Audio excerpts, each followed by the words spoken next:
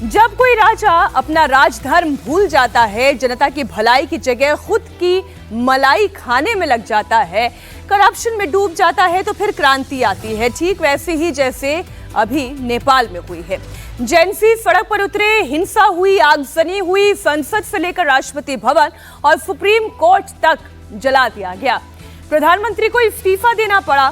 हालात ये हो गए कि पूरे नेपाल को आर्मी को कंट्रोल में लेना पड़ा। कर्फ्यू लगा दिया गया। नेपाल में आज कैसे हालात है, नेपाल में कैसे बांग्लादेश मॉडल को लागू किया जा रहा है, अंतरिम सरकार के गठन को लेकर कैसे जेएनसी दो गुटों में बंट गया है, आपको इन सब के बारे में तफसील से बताऊंगी। लेकिन सबसे पहले इस वक्त की बड़ी खबर आपको दे दूं। बड़ा अपडेट नेपाल से आ रहा है। नेपाल में अंतरिम सरकार के गठन को लेकर जेएनसी दो गुटों में बंट गई है।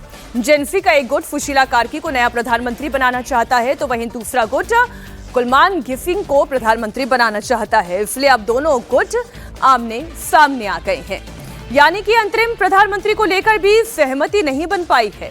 जेएनसी के प्रेस कॉन्फ्रेंस के दौरान हामी नेपाल के नेता सुदंग गुरुङ की एक तस्वीर सामने आई, जिसमें वो भावुक दिखाई दिए। प्रधानमंत्री पद को लेकर जेएनसी के नेता जुनल गदल ने कहा कि हमें देश के संरक्षक के रूप में सुशीला कार्की को चुनना चाहिए।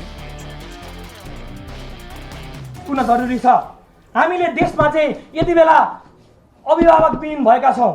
हाम्रो देशको न्यायपालिका, कार्यपालिका, व्यवस्थापालिका सबै ठप्प भएको स्थिति छ। म यो जेएनजी युवाको तर्फबाट मेरो धारणा के दिन चाहन्छु भने हामीले चाहिँ यति बेला देशको अभिभावकको रूपमा सुशीला कार्की चाहिँ हाम्रो अहिलेको अवस्थामा बेस्ट अप्सन हुन जान्छ। विधायिका, न्यायपालिका और कार्यपालिका तीनों ठप हो गई है, ये बात तो समझ में आ रही है। लेकिन अब इसका क्रियान्वयन होगा कैसे? हमारे सहयोगी टी राघवन इस वक्त काठमांडू से ही लाइव जुड़े हुए हैं। क्या विकल्प खोजा गया है? क्या सुशीला कार्की ही बनने जा रही हैं अंतरिम प्रधानमंत्री? जी देखिए मीनाक्षी, बहुत साफ तौर पर ये बात अब सामने आ गई है, क्योंकि जो 7 नेता अब तक, जिसको ये पता भी नहीं था कि जेएनजी आंदोलन जो है, युवा आंदोलन समूह के पीछे कौन है, वो 7 नेता एक साथ अभी कुछ देर पहले मंच पर आए और लाइव प्रेस कॉन्फ्रेंस फिलहाल कर रहे हैं जब हमारी आपसे बातचीत हो रही है। उस प्रेस कॉन्फ्रेंस में जितने भी नेता हैं, सबने सर्वसम्मति से ये कहा है कि इस हालात में सबसे सही विकल्प उनके पास, जो सबसे बेस्ट चॉइस है, वो सुशीला कार्की का ही है। और इसी वजह से हम देख रहे हैं कि पैरेलल एक मीटिंग आर्मी हेडक्वार्टर में भी हो रही है, जहां पर आर्मी चीफ मौजूद हैं और सुशीला कार्की मौजूद हैं, राष्ट्रपति मौजूद हैं और दुर्गा परसाई जो यहाँ के बहुत बड़े लीडर हैं वो भी मौजूद हैं। और यहाँ से जो प्रेस कॉन्फ्रेंस के बाद ऐसा लगता है कि आर्मी चीफ से उसको एक बार सहमति मिल जाएगी और इस नाम का ऐलान भी कुछ देर में हो सकता है। जहां तक आर्मी हेडक्वार्टर के बाहर की बात है, आपने बिल्कुल ठीक कहा। वहां पर जो बाहर जो लोग हैं, जो लोग ये कह रहे हैं कि इस आंदोलन का मकसद एक युवा चेहरे। बिल्कुल राघवन, आप बने रहे हमारे साथ, आपसे और आगे चर्चा को बढ़ाएंगे। लेकिन इसी बीच इसी मामले से जुड़ी हुई बड़ी खबर दे दे दर्शकों को। अंतरिम प्रधानमंत्री को लेकर जेएनसी में बंटवारा है। 2 गुट दिखाई दे रहे हैं। एक गुट ऐसा है जो सुशीला कार्की को अभिभावक के तौर पर एक्सेप्ट करना चाहता है, लेकिन दूसरा गुट ऐसा है जो घिसिंग को अंतरिम प्रधानमंत्री के तौर पर देखना चाहता है। अब दोनों गुट आमने सामने हैं, दोनों गुट के बीच में भिड़ंत हो रही है और ये और ज्यादा चिंताजनक स्थिति है। तस्वीरें आप पहले देखें।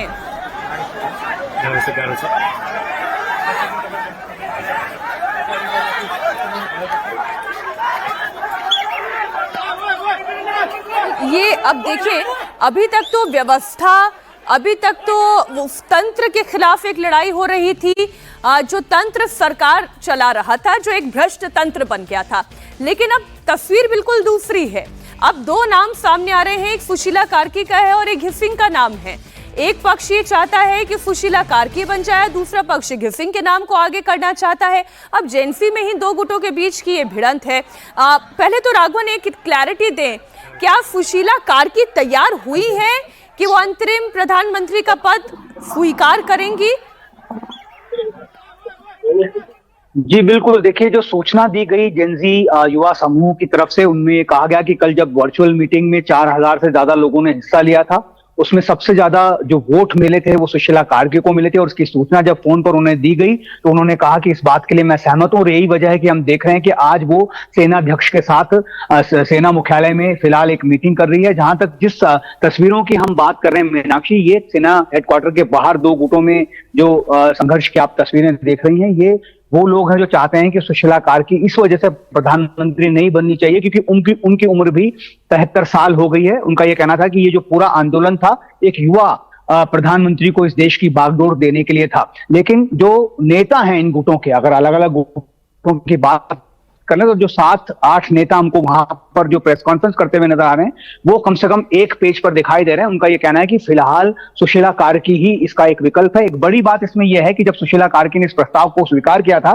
तब उन्होंने कहा था कि 6 महीने में सरकार को जो है नई सरकार का गठन मुश्किल होगा, 1 साल या उससे ज्यादा का वक्त लगेगा। उस बात को लेकर जरूर विरोध हुआ था कि अगर एक 73 साल की महिला को 1 साल से ज्यादा, जैसा हम बांग्लादेश में देख रहे हैं, अगर वही स्थिति यहाँ पर रिपीट होती है तो फिर इस पूरे जनजी आंदोलन का मकसद जो है वो कहीं ना कहीं विफल हो जाएगा। इसी वजह से वो नाराजगी देखने को मिली थी। लेकिन आज प्रेस कॉन्फ्रेंस में इस बात को साफ कर दिया गया जनजी युवा समूह की तरफ से कि 6 महीने के अंदर किसी भी हालत में यहाँ पर चुनाव करवाए जाएंगे और किसी एक नए चेहरे पर अगर वाकई में यही चाहते हैं तो फिर इंतजार किस बात का किया जा रहा है। और फिर ये दूसरा विकल्प जो घिसिंग एक और नाम सामने आ रहा है, ये नाम कहां से आ गया? ये देखिए 3 नाम जो सबसे ज्यादा चर्चा में आए थे और जो जिन पर चर्चा कल की वर्चुअल मीटिंग में जो पूरे नेपाल के जितने भी जनजी आंदोलन से जुड़े प्रमुख लोग हैं उनके साथ की गई थी। सुशीला कार्की, घिसिंग और बालेंद्र शाह जो यहाँ के काठमांडू के मेयर हैं, इन तीनों नामों पर ही प्रमुख चर्चा हुई थी जिसमें सबसे ज्यादा वोट जो हैं वो सुशीला कार्की को मिले थे। राघवन, थोड़ी देर के लिए आपको रोक रही हूँ, कुछ और तस्वीरें क्योंकि आ रही हैं वो दर्शकों के सामने हम रख दें। आप यूं कहें कि मामला पूरी तरह से शांत हो गया है तो वो तो नहीं दिखाई दे रहा। अभी तक केवल वहां की सरकार के खिलाफ प्रदर्शन था, वहां की व्यवस्थागत ढांचे के खिलाफ ये प्रदर्शन था, लेकिन अब ये प्रदर्शन आपस में 2 गुटों के बीच हो गया है। लड़ाई 2 गुटों के बीच में हो गई है। जो जेनजी एक गुट दिखाई दे रहा था, यूनाइटेड फोर्स दिखाई दे रही थी, अब वो यूनाइटेड फोर्स डिवाइडेड फोर्स दिखाई दे रही है। अब ये सुशीला कार्की या कुलमन घिसिंग, इन 2 नामों को लेकर नेताओं के अंदर, यानी कि इस ये जेनजी संगठन की अगर हम बात करें, इसके नेताओं के अंदर जो 7-8 नाम है उनके अंदर कोई विरोध नहीं है, वो सुशीला कार्की के नाम पर सहमत हैं। लेकिन जो बाकी भीड़ है वो कुछ अलग तस्वीर दिखा रही है और ये अब ज्यादा चिंता का विषय है क्योंकि अभी तक इस प्रदर्शन का कोई चेहरा नहीं था। अब इस प्रदर्शन का चेहरा सामने आ चुका है, नेता सामने आ चुके हैं और अब नेता एक नाम का समर्थन कर रहे हैं, लेकिन 2 गुट अगर मैदान पर दिखाई दे तो एक कंफ्यूजन की परिस्थिति बनती है। मैं इसीलिए आपसे जानना चाहती हूँ राघवन कि ये फिर बहुत ज़्यादा डेंजरस है जब नेता कुछ कह रहे हों और मैदान पर उतरे हुए कार्यकर्ता कुछ और कह रहे हों, या यूं कहे प्रदर्शनकारी कुछ और कह रहे हों। जी बिल्कुल, देखिए मीनाक्षी, जब भी ऐसे जन आंदोलन होते हैं उसमें एक बात बहुत साफ तौर पर जो सामने निकल कर आती है वो ये है कि भीड़ का कोई नेता नहीं होता। आज ये 7-8 चेहरे हमें प्रेस कॉन्फ्रेंस करते हुए नजर आ रहे हैं। इनका ये दावा है कि ये सिर्फ 2 दिन का रेवोल्यूशन नहीं था, 2 साल से ये लोग इस बात को लगातार जो है इसके प्लानिंग कर रहे थे, किस किस एंगल से इसको एग्जीक्यूट करना है, किन किन लोगों से इन्होंने बात की है, पूरे सिलसिलेवार तरीके से ये लोग वहां पर बता रहे हैं। लेकिन क्योंकि ये लोग पर्दे के पीछे थे इसलिए जो आम जनता है, जिनको लगा कि एक युवा चेहरा जो है इस देश की बागडोर को संभालना चाहिए, उनके बीच में अभी भी वो असमंजस की स्थिति बनी हुई है।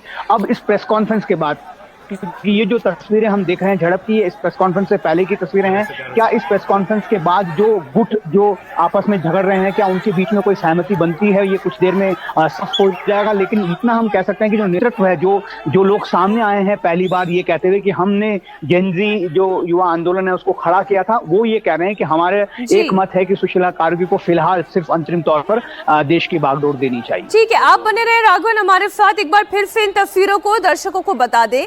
ये तस्वीर आप जो देख रहे हैं वहां पर जेनजी ही है जो 2 गुटों में बटे हुए हैं।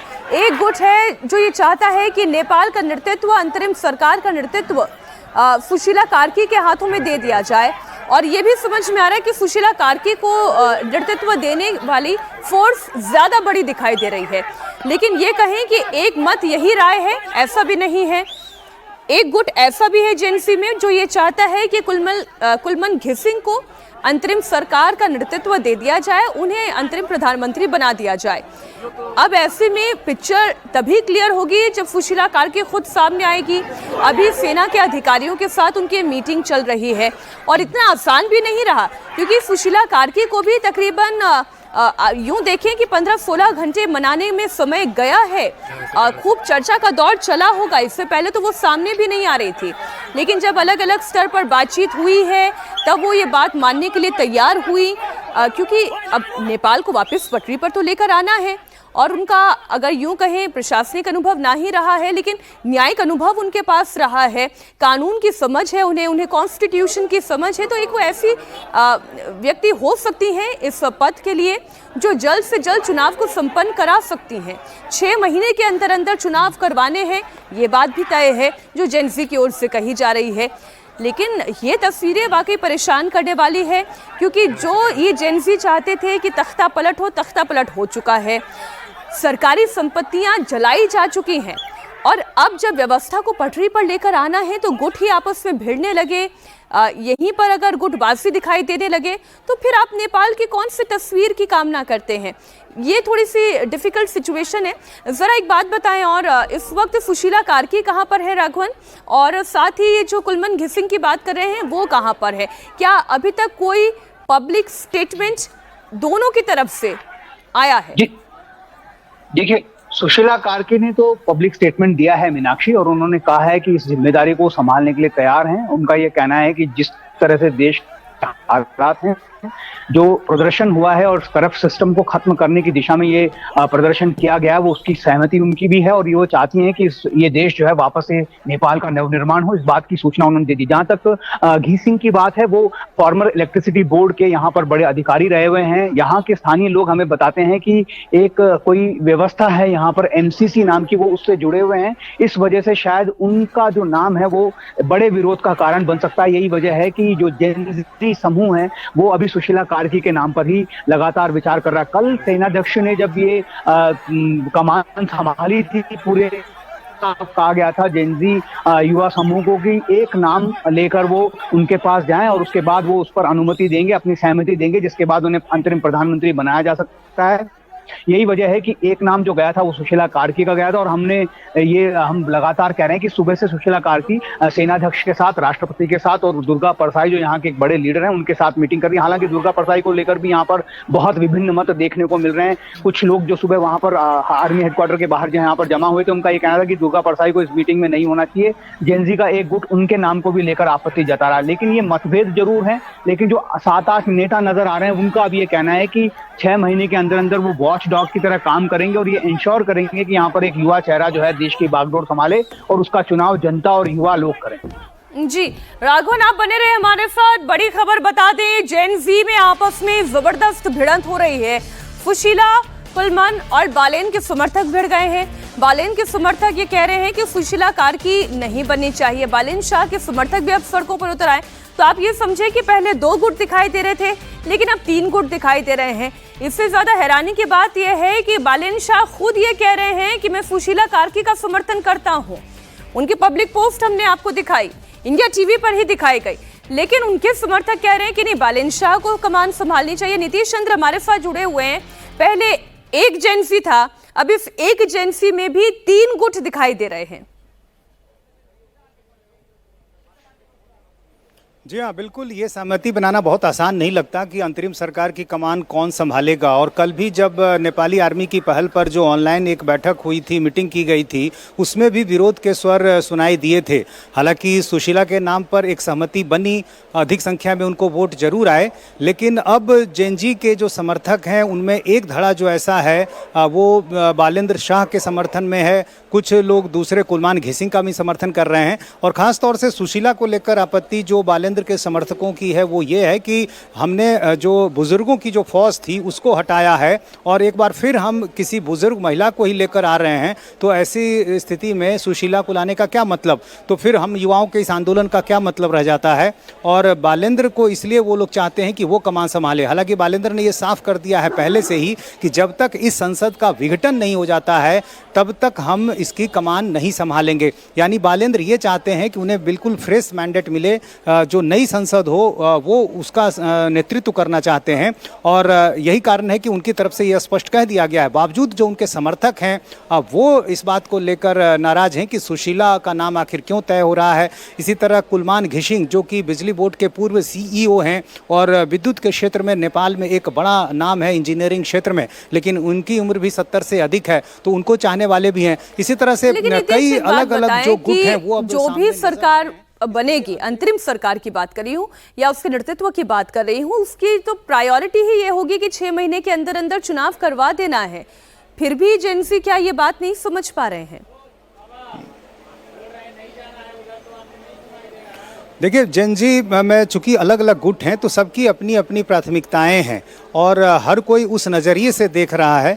और अब तो कई जो राजनीतिक दल हैं वो भी प्रेस रिलीज जारी कर रहे हैं और जेनजी का समर्थन कर रहे हैं, उनके मुद्दों का समर्थन करने की बात कर रहे हैं।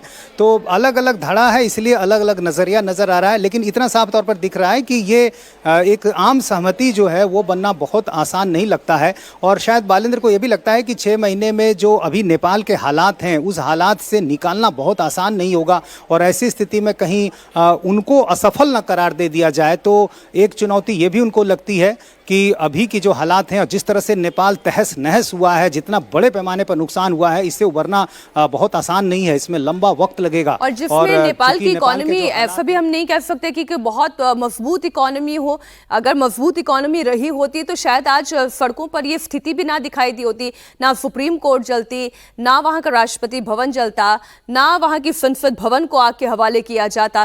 तो ऐसे में अब देखना यह है कि एक क्रांति आपने की है, तख्ता पलट की, और जब तख्ता पलट हो गया है तो फिर से सड़कों पर अगर इस तरह से मारपीट, धक्का मुक्की, अराजकता की स्थिति पैदा होगी तो क्या नेपाल पटरी पर आ पाएगा? नए प्रधानमंत्री को लेकर जेनसी अब 3 गुटों में बटा हुआ है। राघवन हमारे साथ जुड़े हुए हैं। इस वक्त कौन कहां पर क्या मीटिंग चल रही है? जेनसी इस भीड़ को समझाने के लिए, यानी कि वो जो आप 7-8 नेताओं की बात कर रहे हैं, इस भीड़ को समझाने के लिए क्या कर रहे हैं? सुशीला कार्की क्या कर रही हैं? कुलमान घिसिंग इस वक्त कहां हैं? बालेंद्र शाह क्या कर रहे हैं? देखिए, सबसे पहले 2 पैरेलल मीटिंग्स यहाँ पर जो बहुत इंपॉर्टेंट चल रही है काठमांडू में। एक मीटिंग जो प्रेस कॉन्फ्रेंस के तौर पर पहली बार ये 7-8 चेहरे मीडिया के सामने आए हैं जो अब ये दावा कर रहे हैं कि इन्होंने इस जेनजी आंदोलन की जो है उसकी प्लानिंग की थी और उसको सक्सेसफुली एग्जीक्यूट भी किया। उन्होंने बहुत सारी प्रायोरिटीज अपनी बताई है कि वो पूरी सफाई समिति यहाँ पर पूरे देश में बनाएंगे, जो जितनी भी तोड़फोड़ हुई है उसको साफ किया जाएगा, नेपाल के निर्माण के लिए जो काम होगा उसमें वो समन्वय के साथ सेना के साथ कर्म करेंगे। एक वो प्रेस कॉन्फ्रेंस शायद इसलिए अब उन्होंने जरूरी समझी क्योंकि ये जो सड़क पर बाकी जो गुट जो है वो अलग अलग नजर आ रहे हैं। दूसरी एक बहुत महत्वपूर्ण मीटिंग जो है वो सेना अध्यक्ष के जो जंगी अड्डा जिसे कहा जाता है काठमांडू में, वहां पर चल रही है। वहां पर सेना अध्यक्ष, राष्ट्रपति और सुशीला कार्की और दुर्गा परसाई, ये 4 लोग वहां पर मौजूद है और वो इंतजार कर रहे हैं कि एक नाम की सहमति जो है वो सेनाध्यक्ष तक पहुंच जाए जो सुशीला कार्की हो और फिर बाद में उसका अनुमोदन सेनाध्यक्ष से मिल जाए। उसके बाद यहाँ अंतरिम सरकार के गठन की प्रक्रिया शुरू हो जाए। जैसा हमारे सहयोगी नीतीश कह रहे थे, सिर्फ एज जो है वो सबसे बड़ी प्रॉब्लम यहाँ पर सुशीला कार्की के लिए सामने आ रही है। बालेंद्र शाह की जहां तक बात है, जिन्हें बालेंद्र शाह यहाँ पर कहा जाता है, वो एक 35 साल के युवा हैं और काठमांडू का मेयर बनने के बाद जिस तरह से उन्होंने करप्शन के खिलाफ यहाँ पर आवाज उठाई उससे बहुत ज्यादा चर्चित हैं, रैपर हैं, तो वो कनेक्ट करते हैं युवा पीढ़ी को। लेकिन उन्होंने अपने आप को इस रेस से कल ही अलग कर लिया था। उन्होंने ये कह दिया था कि सुशीला कार्की को उनका समर्थन है, जब तक इस संसद का नए तरीके से निर्माण नहीं हो जाता तब तक वो इस राजनीति में नहीं आना चाहते हैं। लेकिन बाकी जो प्रोविंसेस हैं उनके मेयर्स, जैसा हमें बताया गया है कि आज जो वहां पर एक विरोध के स्वर उठ रहे हैं उसमें भी एक मेयर जो है वहां पर पहुंचे हुए हैं, उनके समर्थकों के साथ इस नाम को लेकर वो ऐतराज जता रहे हैं। तो ऐसे में इन 7-8 युवा चेहरों के लिए एक चुनौती इनके सामने है कि वो कैसे भी उन लोगों को मनाएं। हो हो सकता है कि कुछ घंटों में वो बात भी हो जाए, क्योंकि अभी वो प्रेस कॉन्फ्रेंस में है, शायद उन तक ये बात भी नहीं पहुंची होगी कि वहां पर अलग अलग गुटों में संघर्ष हो रहा है। एक बार वो सब जब एक साथ मिलेंगे तो हो सकता है कि एक आम जो है सहमति एक नाम पर बन जाए। थोड़ा सा अब जरा देश का सिस्टम भी बताएं, काठमांडू का सिस्टम अब किस तरीके से वहां की लोकल पब्लिक जो है, वहां के सिविलियंस हैं, क्या धीरे धीरे अब वो भी चाह रहे हैं कि इस स्थिति से वो बाहर निकलें? हो सकता है एक बड़ा युवाओं का गुट है जो अभी भी प्रदर्शन के अंदर लिप्त होगा, लेकिन बहुत बड़ी पॉपुलेशन ऐसी भी तो होगी जो ये चाहती होगी कि अब दफ्तर खुले, स्कूल खुले, कॉलेजेस खुले, वो अपने डे टू डे रूटीन में अब जाना शुरू करें और बाकी ये जो राजनीतिक रस्साकशी है वो होती रहेगी। जी बिल्कुल, देखिए हम इतिहास से गुजरे जिसमें ऐसा लगता है कि अब नेपाल को बनने में वापस 10 से 20 साल का वक्त जाएगा। जितनी भी प्राइमरी इंस्टीट्यूशंस है सबको यहाँ पर जलाकर खाक कर दिया गया। आज एक बार फिर जो जेनजी युवा समूह जो अपना खुद को डिक्लेयर करते हैं, उनका ये कहना था कि हमारी बिल्कुल मंशा जो है वो शांतिपूर्ण प्रोटेस्ट की थी, कुछ घुसपैठ ही है उसमें आए और उन्होंने ये सब यहाँ पर कर दिया। लेकिन बहुत कुछ बिगड़ गया है नेपाल में, उसको बनाने में बहुत सारा वक्त लग जाएगा। इकोनॉमी पीछे चली गई है, बेरोजगारी और बढ़ जाएगी। आज एक संशय जो है सेना की तरफ से ये भी जाहिर किया गया कि जो खाद्यान्न की आपूर्ति है वो प्रचुर मात्रा नहीं होगी, कालाबाजारी, उससे महंगाई भी। यानी बांग्लादेश में भी देखा जब ये तख्ता पलट की स्थिति वहां पर हुई थी। लेकिन अब क्या होगा ये सबसे बड़ी बात है और इस बात को लेकर लगातार ये कोशिश की जा रही है जेनजी युवा समूह की तरफ से कि एक नाम पर सहमति बने, सुशीला कार्की के नाम पर सहमति बने, और उसके लिए अब चर्चाएं यहाँ पर शुरू हो रही हैं। जी राघवन, अपना ख्याल रखिएगा और लगातार वहां से इनपुट्स हम आपसे लेते रहेंगे। बहुत शुक्रिया पूरी जानकारी के लिए। बहुत शुक्रिया नीतीश, आपका भी पूरी जानकारी। नेपाल में जबरदस्त बवाल और हिंसा के बाद अब हालात सामान्य हैं, लेकिन राजनीतिक अस्थिरता का दौर जारी है। अंतरिम प्रधानमंत्री के नाम को लेकर जेनजी में मतभेद है, तो वहीं दुनिया के सबसे ताकतवर देश अमेरिका में विचारधारा में मतभेद की लड़ाई इतनी बड़ी हो गई है कि अब वैचारिक विरोधियों की हत्या की जा रही है। अमेरिका के सबसे पावरफुल व्यक्ति के सबसे करीबी व्यक्ति को सरेआम मार दिया गया। राष्ट्रपति ट्रंप के करीबी चार्ली किर्क की हत्या कर दी गई। किर्क की हत्या किसने की, क्यों की, कैसे की गई, A to Z स्टोरी देखिए इस रिपोर्ट में। ट्रंप के चार्ली की क्या है murder mystery? Gang violence. Great. Charlie Kirk को किसने मारी गोली? चार्ली की गर्दन पर कहां से दागी गई गोली?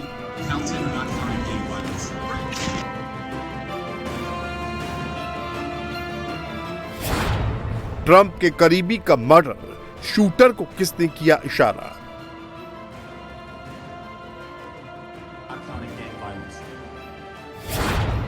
लेफ्ट राइट का झगड़ा, अब मर्डर खुल्लम खुल्ला। Gang violence. Great. अमेरिका के सबसे पावरफुल व्यक्ति के सबसे करीबी शख्स की गोली मारकर हत्या कर दी गई। गोली सीधे चार्ली किर्क की गर्दन पर मारी गई। निशाना इतना सदा हुआ था कि चार्ली किर्क को बचने का मौका तक नहीं मिला। किर्क की मर्डर मिस्ट्री को समझने के लिए आपको हर तस्वीर को ध्यान से देखना होगा, Gang violence. एक एक फ्रेम समझना होगा। Charlie Kirk white T shirt और ब्लैक ट्राउजर पहने हुए हैं। चार्ली किर्क जो अमेरिकी राष्ट्रपति ट्रंप के बेहद करीबी है, कि टी शर्ट पर फ्रीडम लिखा हुआ है, हाथ में माइक है, माइक पर कुछ बोलते हैं और जैसे ही माइक हटाते हैं गर्दन में तेज झटका लगता है और वहां से ब्लड निकलने लगता है और वो गिर जाते हैं। चार्ली किर्क के मर्डर के और वीडियो को देखिए।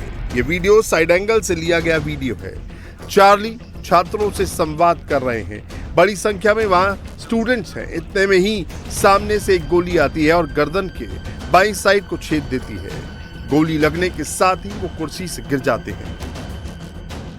चार्ली की हत्या किसने की और कहां से की गई वो आपको बताएंगे, उसकी एक एक तस्वीर आपको दिखाएंगे। लेकिन पहले आपको बता दें कि चार्ली कौन है और वारदात कहां हुई। चार्ली अमेरिका के राइट विंग एक्टिविस्ट हैं। अमेरिकी राष्ट्रपति डोनाल्ड ट्रंप के बेहद करीबी हैं। सोशल मीडिया पर उनके लाखों फॉलोअर्स हैं। टर्निंग पॉइंट यूएस के संस्थापक हैं।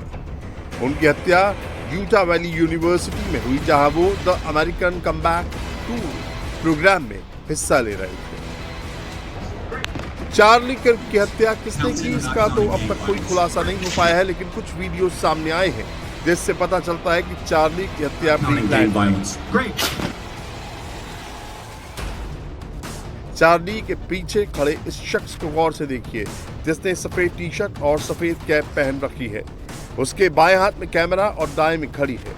दाहिने हाथ से पहले वो अपने कान को टच करता है और फिर अपने कैप के ऊपर राइट हैंड से कुछ इशारा करता है और फिर वो अपने दाएं कान को टच करता है और कैप पर हाथ से कुछ इशारा करता है और ऐसा करने के बाद ही गोली चलती है और सीधे आकर चार्ली किर्क की गर्दन की बाईं साइड को हिट करती है। अब एक और वीडियो देखिए चार्ली किर्क के ठीक पीछे, जहां पर व्हाइट टी शर्ट में वो शख्स खड़ा था, उसके बगल में ब्लैक ड्रेस में एक शख्स खड़ा है। वो अपने बाएं हाथ से अपने दाएं हाथ के बाइसेप को ठोकता है, जैसे लगता है कि वो अपनी पावर का इशारा कर रहा है। ठीक उसी वक्त गोली चार्ली को लगती है।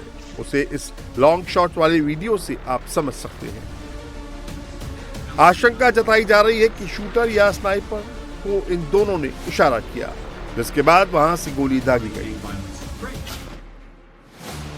अब आप सोच रहे होंगे कि आखिर वो स्नाइपर कहां छिपा था, कहां से ट्रंप के करीबी चार्ली किर्क की गर्दन में गोली मारी गई। तो अब आपको ये भी दिखाते हैं।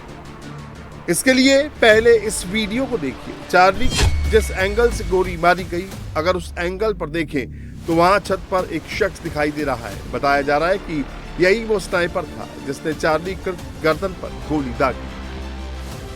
अब इस पूरी मर्डर मिस्ट्री को समझने के लिए टॉप एंगल से देखना होगा, जिसमें चार्ली का वो टेंट दिख रहा है जिसमें वो बैठे थे, जहां उन्हें गोली मारी गई। ठीक सामने 180 मीटर दूर छत पर स्नाइपर छिपा हुआ था, जहां से गोली चलाई गई। जैसे ही अमेरिका के right wing activist Charlie Kirk को गोली लगी, वैसे ही वो कुर्सी से गिरे। वैसे ही भीड़ में मौजूद एक शख्स नाचने लगता है, यानी वो सेलिब्रेट करता दिखता है। जिसके बाद छत पर बैठा वो स्नाइपर वहां से फरार हो जाता है और पुलिस उसे ढूंढने की कोशिश करती है, लेकिन वो पुलिस के हाथ नहीं आता। अगर सीक्वेंस की बात करें तो स्नाइपर छत पर था, चार्ली के पीछे खड़े दो शख्सों ने इशारा किया, स्नाइपर ने गोली चलाई। गोली लगने के बाद एक शख्स ने सेलिब्रेट कर इशारा किया और फिर उसके बाद स्नाइपर वहां से फरार हो गया। चार्ली के सम्मान में डोनाल्ड ट्रंप ने 4 दिन तक अमेरिकी झंडे को झुकाने का ऐलान किया। At the heinous assassination of Charlie Kirk on a college campus in Utah. Charlie inspired millions, and tonight all who knew him and loved him are united in shock and horror. Charlie was a patriot who devoted his life to the cause of open debate and the country that he loved so much, the United States of America. He fought for liberty, democracy, justice, and the American people. He's a martyr for truth and freedom, and there's never been anyone who was so respected by youth. Charlie was also a man of deep, deep faith, and we take comfort in the knowledge that he is now at peace with God in heaven. Our prayers are with his wife, Erica, the 2 young, beloved children, and his entire family, who he loved more than anything in the world. We ask God to watch over them in this terrible hour of heartache and pain. This is a dark moment for America. Counting gang violence. Charlie Kirk की हत्या से पूरा America दहल उठा है। America में पहली बार विचारधारा की लड़ाई में कैमरे पर मर्डर हुआ है, टारगेट किलिंग हुई। 31 साल के चार्ली किर्क की जिस वक्त हत्या हुई, उस वक्त वहां करीब 3000 लोग मौजूद थे। चार्ली किर्क से अमेरिकी मास शूटर को लेकर सवाल पूछे गए थे और किर्क उसका ही जवाब दे रहे थे। किर्क से पूछा गया, क्या आप जानते हैं कि पिछले 10 वर्षों में कितने ट्रांसजेंडर अमेरिकी मास शूटर रहे हैं? किर्क ने जवाब में कहा, बहुत अधिक। फिर सवाल किया, क्या आप जानते हैं कि पिछले 10 वर्षों में अमेरिका में कुल कितने मास शूटर हुए हैं? सवाल के जवाब में किर्क ने सवाल किया, गैंग हिंसा की गिनती हो रही है या नहीं? और इतना कहते ही किर्क की गर्दन में गोली लगी और वो कुर्सी से नीचे गिर गए। हर कोई जमीन पर लेट गया, बहुत से लोग चिल्लाने लगे और फिर हर कोई भागने लगा। चार्ली किर्क की हत्या के बाद अमेरिका में काफी गुस्सा देखा जा रहा है। Just because you speak your mind on an issue doesn't mean you get shot सिर्फ इसलिए कि आप किसी मुद्दे पर अपने मन की बात कहते हैं, इसका मतलब ये नहीं कि आपको गोली मार दी जाएगी और मार दिया जाएगा। इस देश में हमारे पास पहला संशोधन है। हमें अपने मन की बात कहने की आजादी है और हमें गोली नहीं खानी चाहिए, क्योंकि हम अपनी लोकतंत्र प्रणाली में विश्वास करते हैं। रूढ़िवादी या उदारवादी, आप जो भी हो, आपको गोली नहीं मारनी चाहिए। हम अभी चार्ली किर्क के बारे में बात कर रहे हैं। अभी हम इसी विषय पर बात कर रहे हैं। डेमोक्रेट्स के पास ये 100% है। मैं तुम्हें बातचीत को कहीं और ले जाने नहीं दूंगी और मैं तुम्हें ऐसा नहीं करने दूंगी। मर्डर से 72 घंटे पहले चार्ली किर्क ने सोशल मीडिया प्लेटफॉर्म एक्स पर एक पावरफुल मैसेज पोस्ट किया था, जिसमें उन्होंने लिखा था, Jesus defeated death so you can live, यानी जीसस ने मौत को मात दी थी ताकि आप जीवित रह सके। इस पोस्ट के महज 3 दिन बाद ही चार्ली किर्क की हत्या की गई। मर्डर से ठीक पहले चार्ली किर्क की पत्नी एरिका किर्क ने एक्स पर बाइबल का एक कोट शेयर किया था, जिसमें लिखा था, God is our refuge and strength, a very present help in trouble, यानी भगवान ही हमें शरण देंगे, वही हमारी ताकत है और हर मुसीबत में ही हमारी मदद करेंगे। ऐसे में अब ये सवाल उठने लगा है कि क्या चार्ली और उनकी फैमिली को पहले से ऐसी अनहोनी की आशंका थी? क्या चार्ली किर्क को ये इंट्यूशन था कि विरोधी विचारधारा वाले उनकी जान ले लेंगे? चार्ली किर्क की हत्या की जांच FBI कर रही है। इस मामले में जल्द खुलासे हो सकते हैं, लेकिन दुनिया में इस बात की चर्चा शुरू हो गई है कि क्या सिर्फ वैचारिक विरोध के नाम पर किसी की जान ले ली जाएगी?